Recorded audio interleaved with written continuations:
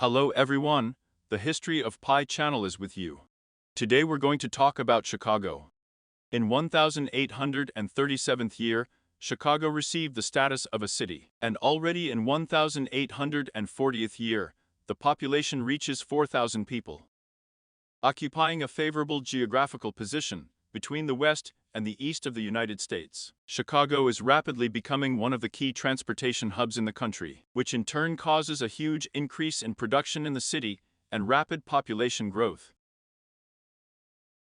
The city of Chicago is located on the shores of Lake Michigan, low-lying, flood-prone terrain. After the spring floods and heavy rains, there was so much mud left on the streets of Chicago that the horses could barely move around the city, getting bogged down in impassable mud. One of the dirt roads, which was extremely risky to drive on, was even called a quagmire where all hope is lost. In such places, joking signs were put up with the inscription, "The bottom has not been found."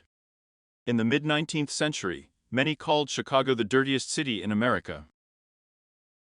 Poor sanitary conditions led to frequent epidemics of typhoid fever and dysentery. Diseases caused great harm to the city.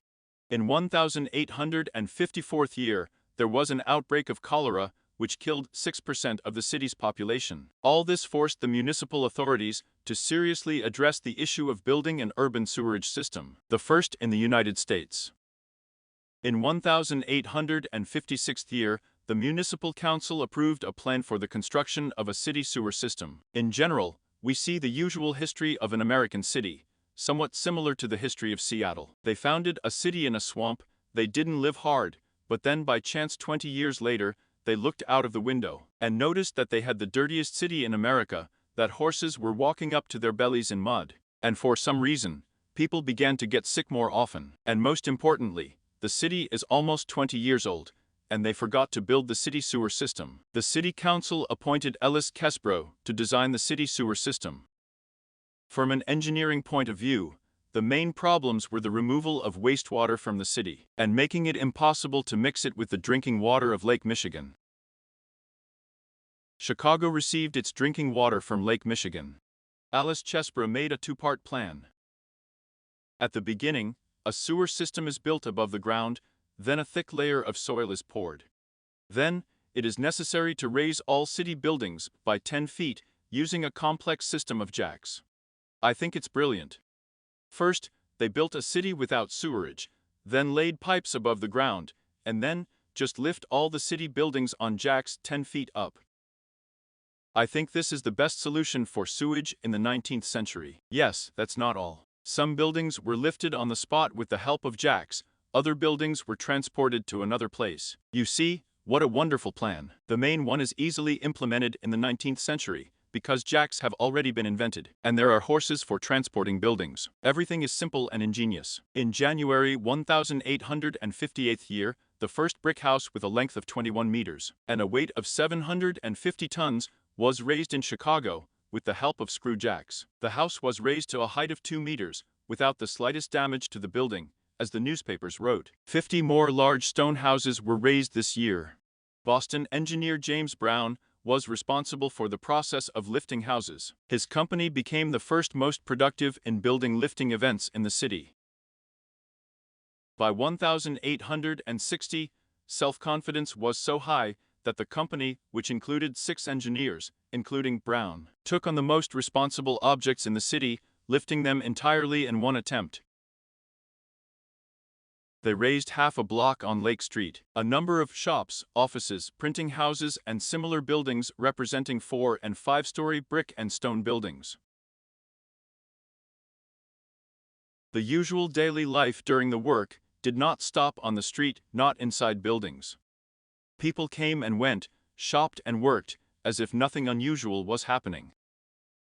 In 5 days, 600 workers, using the same number of screw jacks, raised the block by 1.5 meters. The following year, L. Smith and Pullman lifted the Tremont House Hotel. This building was built of brick, had 6 floors, a base area of 4,000 square meters. And again, everything continued to function, even when the huge building was lifted off the ground. Moreover, The guests of the hotel did not even suspect that 500 people work in the pit closed from the street. The hotel was raised by almost 2 meters. You see how easy it was to raise a 6-story brick building by 2 meters in the 19th century. Only when an earthquake or fire occurs, almost all brick buildings in American cities crumble brick by brick, and then once. And with the help of jacks they lifted the building, not a single crack. People in the building did not even notice what happened. Let's go further. The official story is getting more interesting. Moving the building. Many frame wooden buildings in the center of Chicago in the middle of the 19th century began to be considered completely inappropriate for a fast-growing and growing city, so most often such houses were not lifted, but transported to another place, freeing up space for the construction of new stone buildings. The practice of moving to the outskirts of old multi-story wooden houses, and sometimes entire blocks entirely with all the furniture and things, was so common that it was perceived as ordinary cargo transportation. Traveler David McCrae, who visited Chicago, wrote, "There wasn't a day while I was in the city that I didn't come across one or even several houses leaving their neighborhoods. Once, I came across 9 such buildings. When we left Great Madison Street for the horse-drawn cars, we had to stop twice to let the houses cross the street. The work carried out in no way interfered with the usual flow of city life and business. The shops were open, and people had to climb through moving doors to get into them. Brick buildings also moved. The first was a 2.5-story house that made a short move from Madison Street to Monroe Street. Subsequently, stone buildings in Chicago began to be transported over much longer distances, and it all happened in the middle of the 19th century. People rode horse-drawn cars and easily moved houses. It seems to me that science fiction writers in America sometimes moonlight as historians. In the future, we will return to Chicago. There are many more interesting things here. That's it. Watch my channel.